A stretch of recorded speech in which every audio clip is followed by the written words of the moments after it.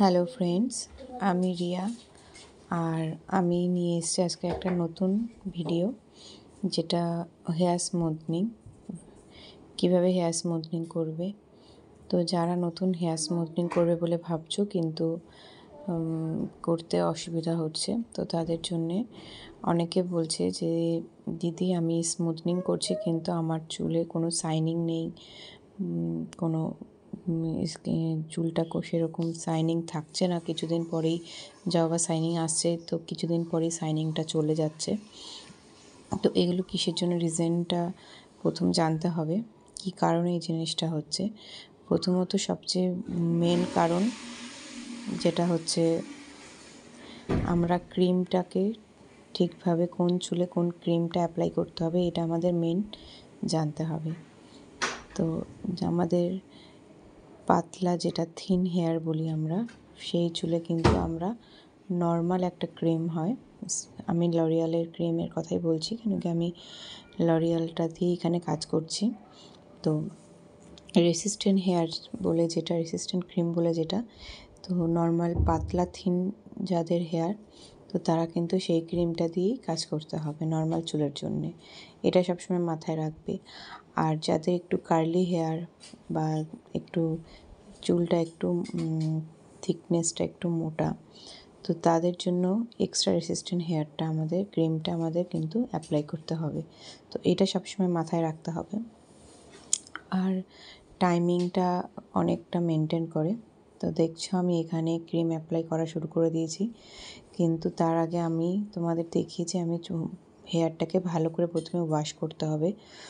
হ্যাঁ, এটা normal shampoo দিয়ে কিন্তু করলে হবে না, যেটা স্মুথনিং করার জন্যে একটা আলাদা শ্যাম্পু পাওয়া যায়, যেটাতে কোনো রকম আমাদের চুলে যত পুরো অয়েলটাকে বার করে দেয়, সেই শ্যাম্পুটা দিয়ে কিন্তু আমাদের প্রথম ওয়াশ করে নিতে হবে।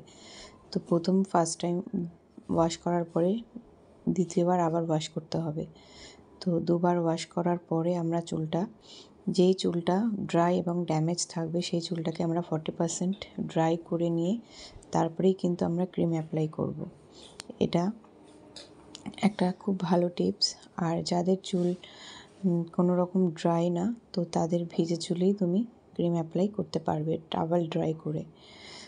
আর আমি যেহেতু আমার ক্লায়েন্টের চুলটা একটু ড্রাইনেস ছিল, তো তার জন্য তোমরা দেখেছো ফার্স্টের ভিডিওতে, আমি কিন্তু একটু 20% মতন একটু ড্রাই করে নিয়ে তারপরে ক্রিম অ্যাপ্লাই করা শুরু করেছিলাম। তো আমার ক্রিম অ্যাপ্লাই করা শুরু হয়ে গেছে, দেখেছো তোমরা, পাতলা পাতলা সেকশন করে করে আমি ক্রিম অ্যাপ্লাই করেছি। এবার আমার পলিশিং, মেন হচ্ছে পলিশিং একদম ছোট্ট ছোট্ট পাতলা পাতলা হেয়ার নিয়ে আমরা একটা হেয়ারকে কিন্তু 3-4 বার করে আমি টানবো, এবং দ্বিতীয় যেটা তলায় আমি যেই হেয়ারটা ছেড়ে দিচ্ছি, তো তারপর ওই হেয়ারটাকে নিয়ে আমি আবার রিপিট করব। তো এইভাবে আমি পুরো হেয়ারটাকে, দেখো এই যে পলিশিং করলাম, একটা সাইড হয়ে গেছে আমার, এবং আমি এবার আর একটা সাইড ধরছি। তো আমার পলিশিং এইভাবে আমি করা কমপ্লিট। চুলটাকে এবার একটু কিছুক্ষণ ছেড়ে দিতে হবে, 5 মিনিট মতন, যে পুরো চুলটা যখন ঠান্ডা হয়ে যাবে তখন আমরা নিউট্রালাইজার, মানে দ্বিতীয় যে ক্রিমটা, সেটা অ্যাপ্লাই করা শুরু করব।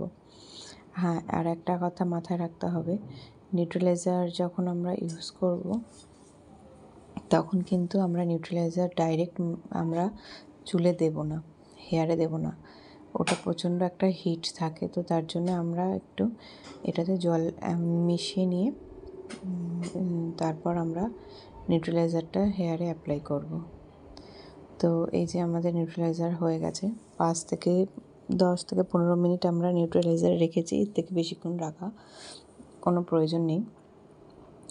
তো নিউট্রালাইজারটা আমাদের অ্যাপ্লাই করার পর আমরা এইভাবে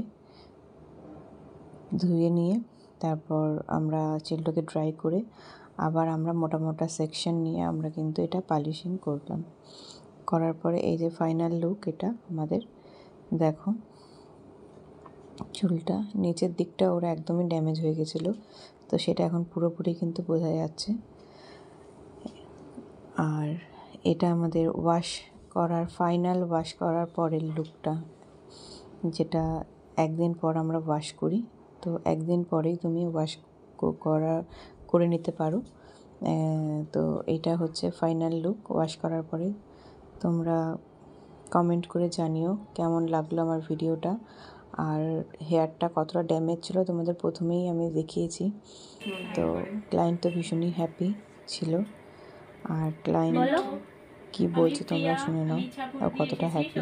এই দিদির কাছে আমার খুব ভালো লেগেছে, আমি খুব স্যাটিসফাইড দিদির কাছে করে। আর আমার মানে প্রিভিয়াস লুক আর এখনকার লুকের মধ্যে অনেক ডিফারেন্স। এই যে দিদি, তো অনেক কেউ আসো, তোমরাও খুব স্যাটিসফাইড হবে। আর দিদির সাথে যে দিদির পার্টনার আছে সেও খুব কোঅপারেটিভ। তো I am very much happy to be with a part of this parlour. Thank you so much দিদি। আবার অন্য ভিডিও নিয়ে অন্য সময় আসবো।